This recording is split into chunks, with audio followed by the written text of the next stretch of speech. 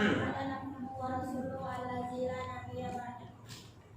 Segala puji bagi Allah Subhanahu wa taala yang telah memberikan kita nikmat iman, kesehatan maupun kesempatan sehingga kita dapat hadir di masjid tercinta ini untuk mendengarkan ceramah agama yang insyaallah kalian dapat tanya jawab. Salawat dan salam semoga selalu tercurahkan kepada baginda kita Nabi Muhammad SAW beserta keluarga dan para sahabat beliau. Bapak-bapak dan ibu-ibu yang dirahmati Allah Subhanahu wa taala, seperti mana biasanya di masjid kita ini setelah salat subuh berjamaah diadakan ceramah agama. Yang mana pada pagi hari ini ceramah agama akan disampaikan oleh Bapak Ustadz Dr. Haji Muhammad Jamil. Namun sebelum dia menyampaikan ceramah agamanya, marilah kita buka acara ini dengan mengucapkan lafaz basmalah. Selanjutnya kepada Bapak saya persilakan dengan segala hormat.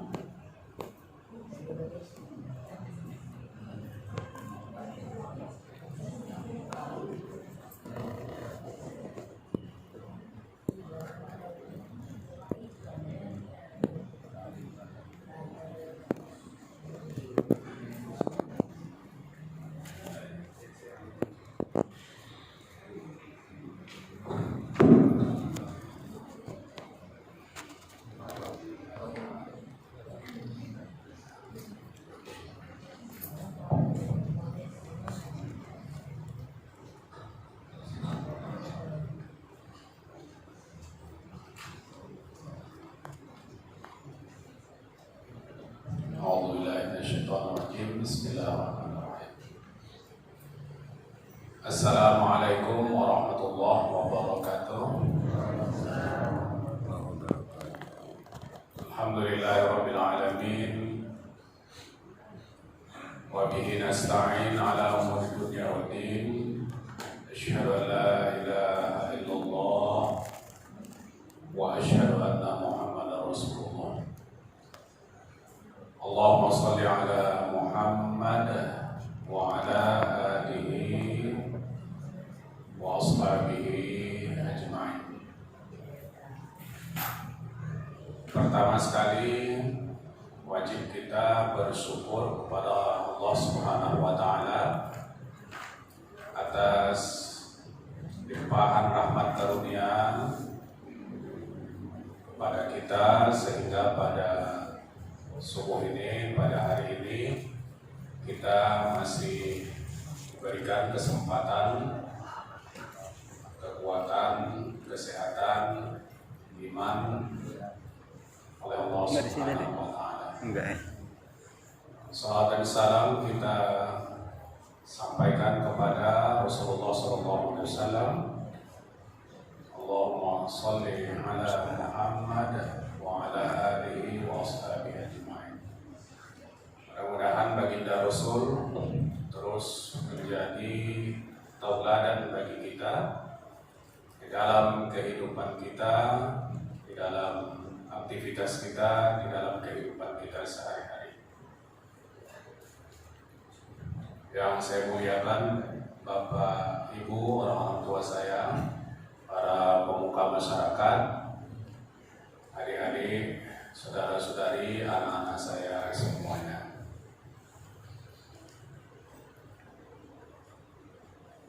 Tadi saya bincang-bincang sebentar dengan Ustaz Ridho dan Ustaz Jarod bahwa tadi malam di sini ada i'tikaf berapa orang, lebih kurang 15 orang. Memang Bapak Ibu hadirin sekalian, dalam konteks itu saya ingin berbicara sedikit tentang Lailatul Qadar, ya, 10 malam terakhir. Saya yakin dan percaya kita semua sudah tidak asing dengan kata Lailatul Qadar ini. Lailatul Qadri, Lailatul Qadar. Lailah itu artinya malam, bukan siang. Jadi tidak mungkin ada Lailatul Qadar pada siang. Meskipun bisa jadi Lailatul Qadar itu malam di sini di Amerika siang. Nah, perbedaan waktu 12 jam. Kemudian daripada itu, kedua adalah kata qadar, al-qadri. Kata al-qadri itu kalau di dalam Al-Quran itu digunakan dalam 3 makna. Satu, maknanya adalah sempit. Jadi al-qadar itu maknanya sempit. Jadi Lailatul Qadar artinya malam yang sempit. Kenapa sempit? Bukan dunianya yang sempit, tapi menurut keterangan para mufassir dalam kitab-kitab tafsir dikatakan bahwa pada malam itu banyak sekali malaikat yang turun ke muka bumi dan juga ruh. Dan itu memang diinformasikan Al-Quran seperti itu. Tanazzalul malaikatu war ruh. Jadi para mufassir mengatakan sangat banyak sekali malaikat dan ruh yang turun ke muka bumi atas perintah Allah.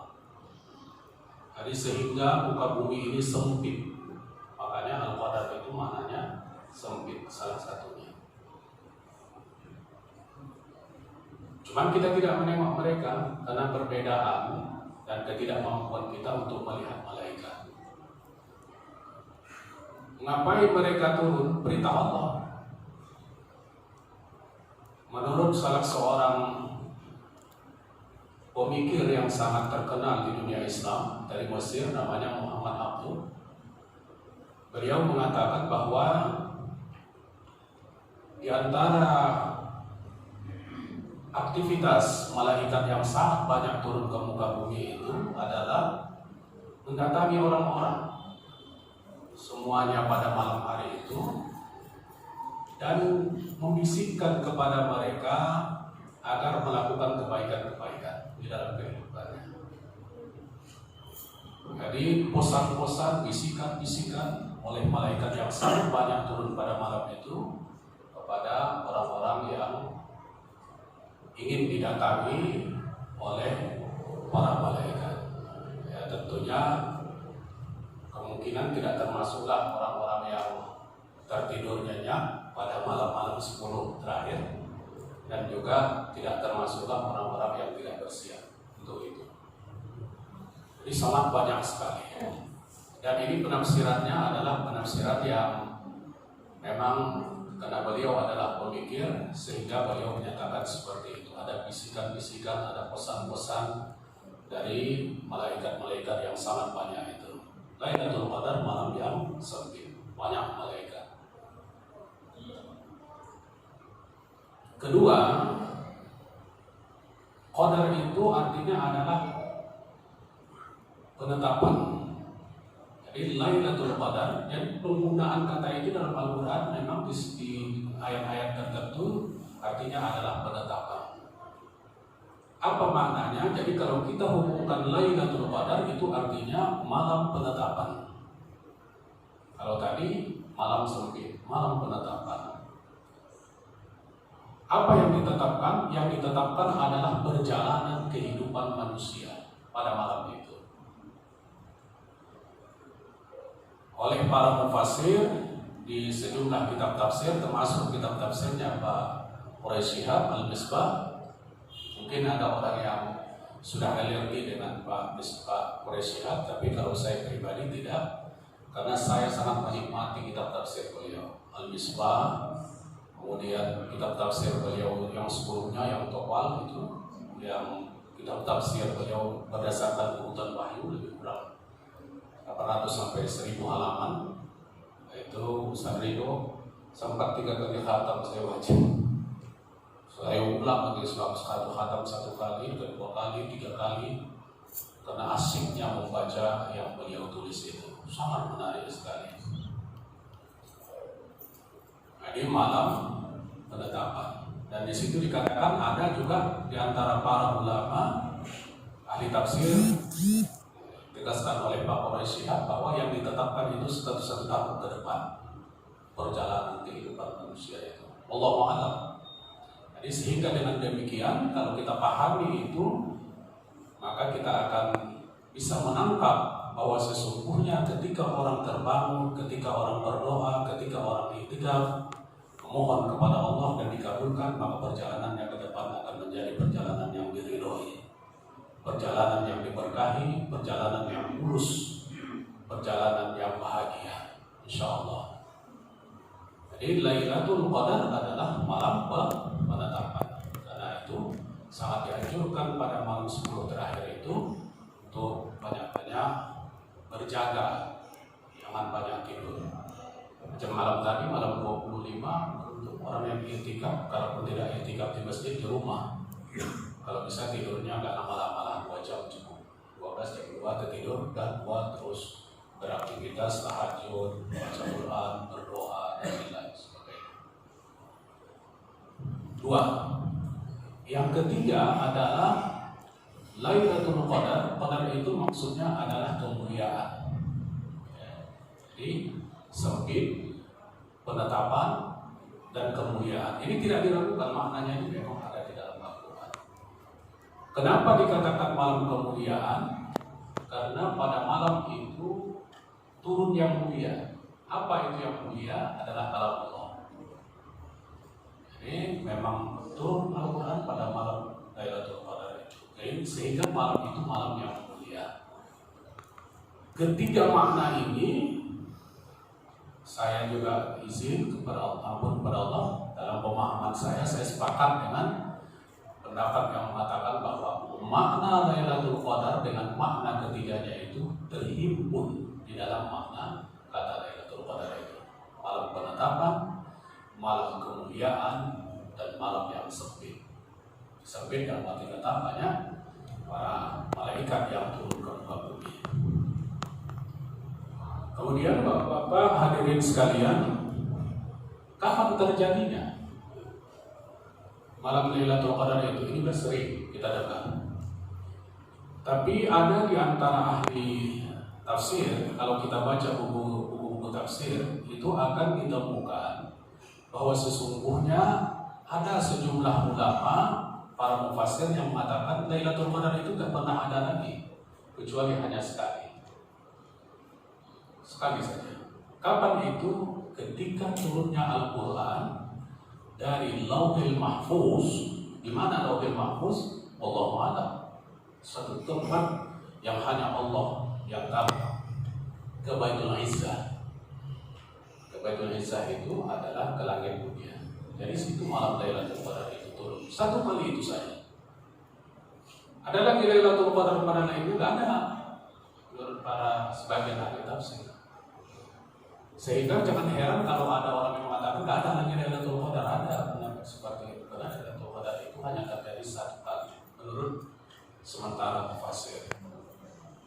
Tapi keberkahannya itu masih ada pada malam-malam yang diturunkannya Al-Quran itu. Jadi Bapak Ibu, saya tidak sepakat dengan saya ketika mendengar ceramah ampun kepada Allah, Ustaz Basalamah itu sangat Basalamah yang Arab, Ustaz yang pernah ceramah di Tanah Lapang juga. Syafiq Basalamah. Ali Jabir. Saya dengar semalam waktu saya di dalam kendaraan di mobil, dia bilang, apa ini salah ini Indonesia? Katakan nuzulul Quran malam 17. Mana pernah ada malam 17 nuzulul Quran? Duh, wujud saya. Kan nuzulul Quran 10 terakhir. 10 terakhir itu kan ya yang memang betul di dalam riwayat katakan seperti malam-malam ganjil. Tapi saya heran kenapa beliau bisa mengatakan seperti itu. Karena yang diperingati di Indonesia itu malam 17 itu bukan turun dari Lauhil Mahfuz ke Baitul Izzah, tapi yang diperingati pada malam 17 itu adalah turunnya wahyu dari Baitul Izzah kepada Nabi Muhammad SAW. Itu malam 17. Itu pemahaman saya. Tapi kalau turunnya dari Lauhil Mahfuz ke Baitul Izzah, sekaligus itu pada malam Lailatul Qadar, itulah yang 10 malam terakhir itu. Jadi ya, tapi ya itu pemahaman dia, terserah itu pemahaman dia. Sangat sama juga saya terkejut mendengar statement Ustaz Adi Hidayat, Indonesia ini menyalah. Apa itu imsak? Imsak itu tidak ada itu. Kenapa dipakai di Indonesia imsak 10 menit sebelumnya? Dengan dalil-dalil yang dikemukakan oleh Ustaz Adi Hidayat yang mengatakan bahwa imsak itu yaitu Ramadan itu ya imsak, nama lain dari Ramadan ya imsak. Ya imsak itu ketika azan berkumandang, azan subuh. Tapi saya tidak sepaham bahwa Ramadan itu kata lain daripada imsak. Imsak itu adalah makna dari Ramadan. Ya, Ramadan puasa itu adalah al-imsak anil muftirat min tulu'il fajri ila ghurubi syamsi. Ya kan? Imsak itu adakah imsak? Saya memahaminya ada imsak yang sunat, ada imsak yang wajib. Imsak yang sunat itulah dia 10 menit sebelum imsak wajib. Dan itu sudah disepakati oleh para ulama se-Indonesia, Kementerian Agama. Dan imsak ihtiyat itu adalah imsak 10 menit sebelumnya, kehati-hatian. Menutup aurat waktu sholat itu, ini udah kemana-mana. Menutup aurat waktu sholat yaitu antara lutut sama pusat. Tapi menurut ini nutup aurat kan namanya nutup aurat juga. Tapi menutup aurat yang lebih dari pusat dan lutut itu sunnah. Nah, gitu kira-kira. Kemana tadi cerita kita? Jadi ada pendapat yang mengatakan bahwa Lailatul Qadar itu tidak ada lagi kecuali hanya satu kali itu. Tetapi Bapak Ibu hadirin sekalian, saya harus sampaikan bahwa sesungguhnya mayoritas ulama, mayoritas mufassir mengatakan Lailatul Qadar itu masih tetap ada sampai saat ini. Seperti waktu turunnya Al-Quran itu. Kapan terjadinya? Ya terjadinya itu sudah sangat populer di kalangan kita, di kalangan umat Islam, yaitu 10 malam terakhir. Kalau saya tidak sedang adalah hadis riwayat Ibnu Majah itu dan beberapa riwayat lainnya mengatakan bahwa 10 malam terakhir. 10 malam terakhir itu adalah pada malam-malam dan ganjil. Malam 21, malam 23, malam 25, malam 27, malam 29. Karena itu Bapak Ibu jangan lewatkan ini malam-malam ganjil ini untuk memperbanyak ibadah. Nah, Bapak Ibu sekalian, apa kemuliaannya rupanya malam Lailatul Qadar itu? Itu jelas dalam Al-Quran kemuliaannya. Apa kemuliaannya? Itulah surah Al-Qadar itu. Lailatul Qadri khairum. Nah, itu tidak saya mengatakan, itu Allah mengatakan langsung bahwa malam Lailatul Qadar itu khairum min alfi syahrin. Lebih baik dari 1000 bulan. 1000 bulan itu kalau dihitung-hitung 23 tahun. Jadi siapa yang beribadah pada malam itu, Masya Allah. Lama Pak, saya sekarang umur saya 54. 4 malam itu tambah 83. Banyak kali itu udah jadi 137 tahun. Wah, selama itulah nilai ibadah kita pada malam hari itu, insya Allah siapa yang beribadah. Lailatul Qadar khairun min alfi syahrin tanazzalul, itu yang kedua. Kemuliaannya yang kedua malam Lailatul Qadar itu tanazzalul malaikatu war-ruh. Malam itu sepi, banyak kali malaikat yang turun mendoakan orang-orang yang beribadah, yang minta ampun, yang berzikir, yang berdoa. Yang ketiga kemuliaannya menurut Al-Quran adalah salamun hiya hatta matla'il fajar. Damai malam itu sampai subuh. Damai. Cuman saya tertarik waktu Pak Quraisy Shihab menafsirkan salamun hiya hatta matla'il fajar itu, dia katakan begini.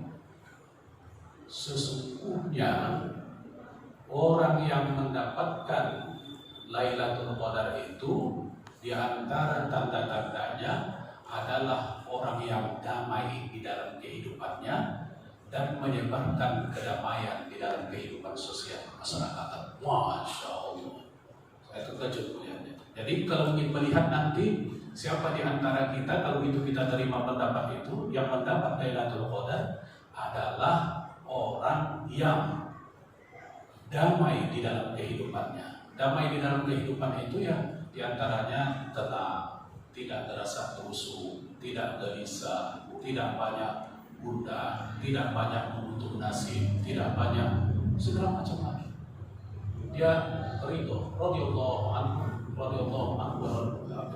dia ridho kepada Allah dan radhiyallahu anhu wa radhiyallahu anhu. Ada dalam memori hilang luar biasa. Dan menyebarkan kedamaian, kedamaian kepada masyarakat luas. Itu diantaranya. Jadi kemuliaannya itu ya, pertama lebih bagus dari 1000 bulan, kemudian banyak malaikat yang membisikkan kebaikan, kemudian damai. Dan kita harus juga menjadi orang yang damai. Kemudian daripada itu, Bapak Ibu hadirin sekalian, apa yang harus kita lakukan pada malam-malam 10 terakhir itu memang tidak bisa dipungkiri. Hadis riwayat Al-Bukhari, hadis riwayat Muslim itu memang jelas mengatakan bahwa Rasulullah 10 malam terakhir beriktikaf. Itulah amalan yang dilakukan Rasulullah. Itu hadisnya sahih, Bukhari, Muslim beriktikaf. Dan dia melakukan iktikaf itu sampai beliau yang mulia baginda Rasulullah SAW itu diwafatkan oleh Allah Subhanahu wa Ta'ala. Dan kemudian istri-istrinya berikutnya juga melakukan iktikaf setelah Rasulullah SAW tidak ada. Jadi iktikaf yang mulia. Karena itu kalau cuman sekarang memang semalam sempat 2 malam yang lalu saya sempat ke Masjid Jihad di Medan, lihat dan masuk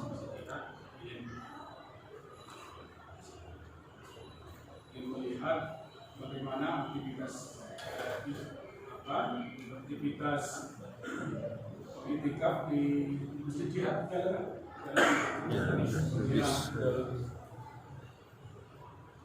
Tapi rupanya tutup, tidak ada iktikaf di sana. Masjid kita pun sebagian di sini saya perhatikan ada yang tidak tarawih. Oke, itu tidak masalah karena memang kebijakan pemerintah, kemudian edaran MUI dari pusat yang sudah kita teruskan di setiap masjid. Memang kita boleh memilih antara melaksanakan tarawih atau iktikaf dan lain-lain dengan tidak. Ya.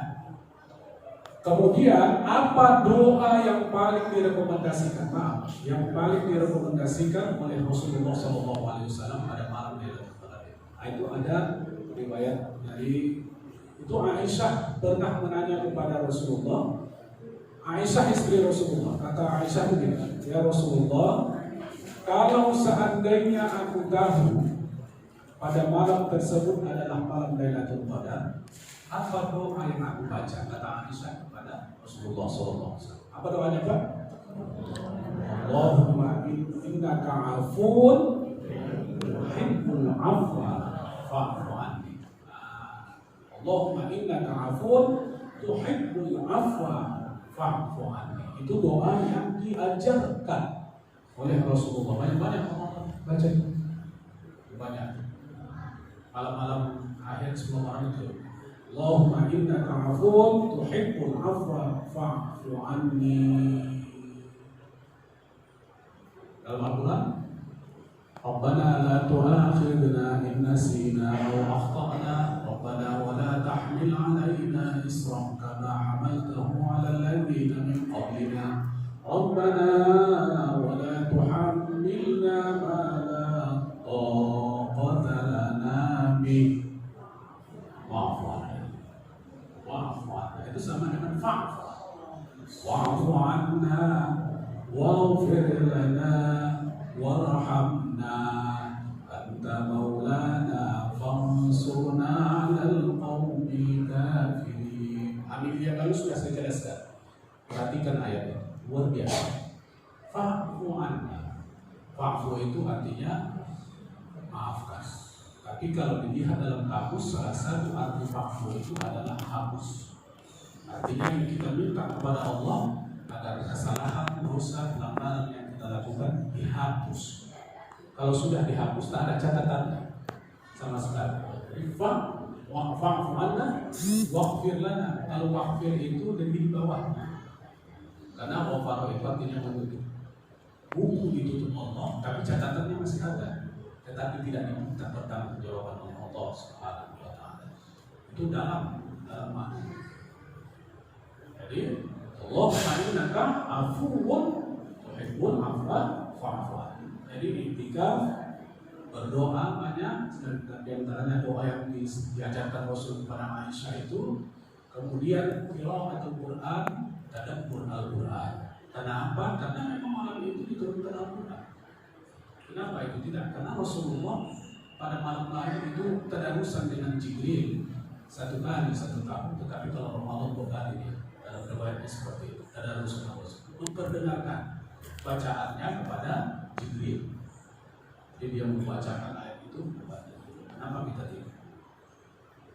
Mungkin ada orang yang kurang berkenan kalau saya mengatakan minimal harus khatamlah satu kali selama Ramadan. Kalau bisa akhir Ramadan itu satu kali lagi 10 kali. 10 kali satu kali malam-malam terakhir baca Quran itu bagi orang yang lancar satu kali khatam itu setengah jam. Dia apa? Setengah jam lebih kurang. Kalau yang agak belajar 1 jam. Jadi kalau gunakan 1 jam 1 juz sehari itu kalau kita gunakan 3 jam 3 juz. Kalau 3 juz satu hari, artinya 1 Ramadan 3 kali khatam. Kalau ada tadabburnya tentu lebih bagus. Tadabbur Al-Quran yang maknanya harus lebih dikuasai. Tadabburnya kalau 4 kali 4 jam. Karena kalau anak-anak yang hafal Quran itu tahfiz itu 12 jam itu tasbih akbarnya itu yang cepat 30 juz itu satu hari selesai. 12 hari sampai 24 jam 12 jam selesai. Jadi tadabbur Al-Quran, baca Quran secara banyaknya ya. Jadi apa sedang tadi i'tikaf, doa, tadabbur Al-Quran. Kemudian tentunya ada riwayat juga dari Rasulullah mengatakan siapa yang mendirikan sholat malam pada malam-malam Lailatul Qadar itu akan diampunkan dosa-dosanya. Ya, banyak sholat tahajud jangan lewat malam-malam ganjil itu sholat tahajud. Mohon kepada Allah agar dosa-dosa kita diampuni oleh Allah Subhanahu wa taala. Bapak Ibu sekalian, ditambah lagi memang sekarang ini kondisi kita kan kondisi COVID sekarang ada juga kita mendengarnya, ada sudah banyak sekali lah mendengarnya itu kan, sekarang kurang ada juga rasa kurang nyaman mendengarnya. Tapi dalam konteks itu perlu juga kita menyampaikan di samping apa yang harus kita lakukan pada malam-malam Lailatul Qadar itu, tapi juga saya ingin menyampaikan dalam kesempatan ini bahwa itu adalah harus disikapi dengan sabar, dengan sabar kepada Allah. Ya, cuman saya ingin menyampaikan bahwa sesungguhnya sabar itu ada 3 macam sabar. Ada sabar ketika menerima musibah, ya musibah. Apa itu musibah? Kehilangan, kematian, kecurian, meninggal, atau ada yang hilang dari kita, itu musibah. Bahkan pernah Rasulullah SAW itu mati lampu. Rasulullah mengatakan inna lillahi wa inna ilaihi raji'un. Kemudian sahabat bertanya kepada Rasulullah, ya Rasul, apakah mati lampu musibah atau Rasulullah musibah? Jadi yang kecil-kecil pun yang menimpa itu musibah. Rasul membacanya inna lillahi wa inna ilaihi raji'un. Cuman itu kalau kita sabar menerima musibah, itu baru tingkat sabar yang rendah. Nanti Bapak boleh baca, Ibu boleh baca bahwa orang yang sabar menerima musibah itu tingkatannya agak rendah di bawah. Ya kan? Wasbir ala ma asaba. Itu surah Luqman ayat 17. Wasbir ala ma asaba, ya, itu sabarlah terhadap apa yang menimpa, musibah yang menimpa. Sabar terhadap musibah. Tapi meskipun itu sabar yang tingkatannya rendah, termasuklah pandemi ini, musibah corona ini, kata Tak semua orang bisa sabar, tak semua orang bisa. Meskipun itu di rendah levelnya. Dan ingat bahwa musibah itu tidak ada hubungannya dengan apa yang kita lakukan sebelumnya. Ma'asabaka min hasanatin fa min Allah, wa ma'asabaka min sayyi'atin fa min nafsik. Apa yang menimpa berupa kebaikan itu dari Allah, tapi apa yang menimpa berupa keburukan fa min nafsik, itu dari diri. Karena itu kalau ada bencana yang menimpa diri kita, banyak introspeksi diri. Itu tak bisa dipungkiri itu Bapak Ibu. Banyak introspeksi diri, banyak muhasabah. Apa sebenarnya yang salah? Apa sebenarnya dosa yang terjadi? Sehingga ada musibah yang menjelang. Itu Allah yang katakan, ma'asabaka min hasanatin fa min Allah, wa ma'asabaka min sayyi'atin fa min nafsik. Dari diri. Introspeksi diri.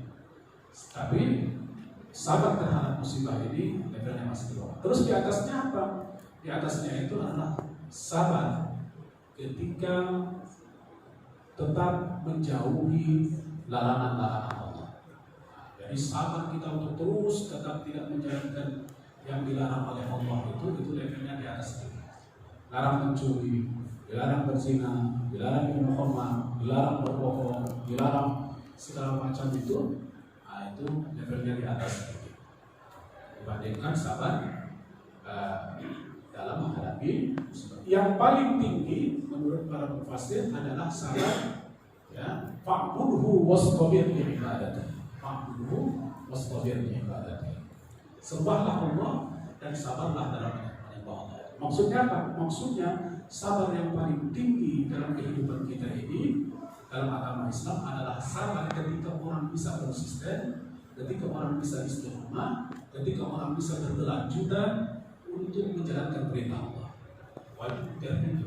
Jadi bisa sholat tanpa ada pernah tinggal, bisa sholat duha berkesinambungan, bisa haji terus, bisa umroh, bisa berzakat, bisa berinfak secara terus menerus konsisten, bisa bercakap yang baik, bisa bagus dengan tetangga, bisa bermanfaat bagi orang lain. Semua yang baik ibadah makhluk dan ibadah sosial yang kita lakukan secara terus menerus itu sabar. Karena itu tidak mudah kalau tidak dengan kesabaran. Datang nanti malas. Jadi yang tertinggi adalah sabar ketika melaksanakan ibadah kepada Allah. Ibadah Allah dan ibadah rumah. Memang jadi sabar menjalankan perintah, sabar menjauhi larangan, sabar ketika ditimpa musibah berat. Memang ada lagi sabar-sabar yang lain. Wasbir ala ma yaqulun. Sabarlah terhadap apa yang disampaikan oleh orang kepadamu. Ada cacian, ada celaan, ada celaan, dan lain sebagainya. Sabar.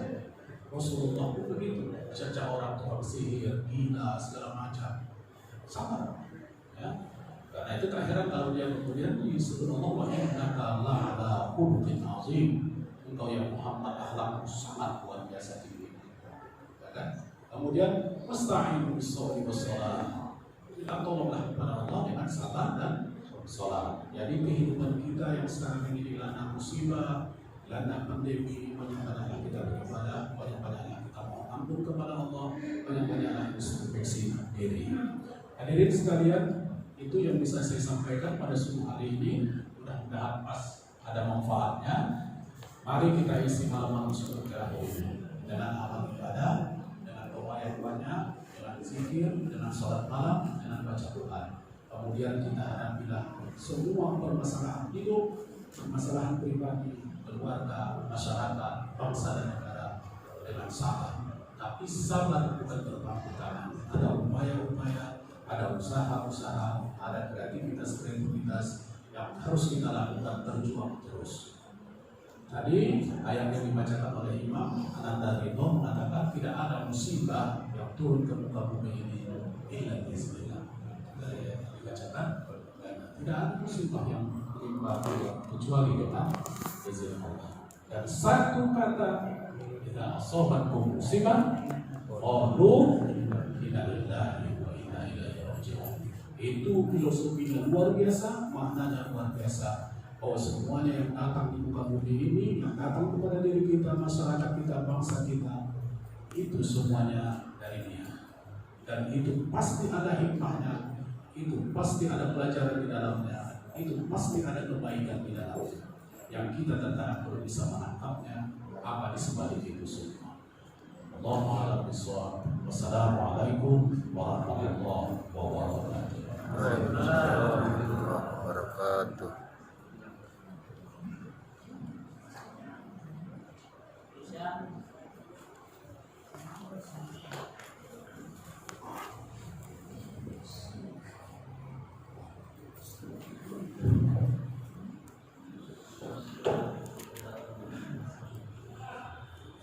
Terima kasih kepada Bapak Dr. Haji Muhammad Jamil yang telah menyampaikan ceramah agamanya kepada kita semua.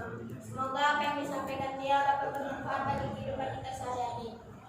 Bapak-bapak dan ibu-ibu yang dirahmati Allah Subhanahu wa taala, demikianlah acara kita pada pagi hari ini. Marilah kita tutup acara ini dengan ucapan alhamdulillah. Alhamdulillahirabbil alamin. Wabillahi taufiq wal hidayah.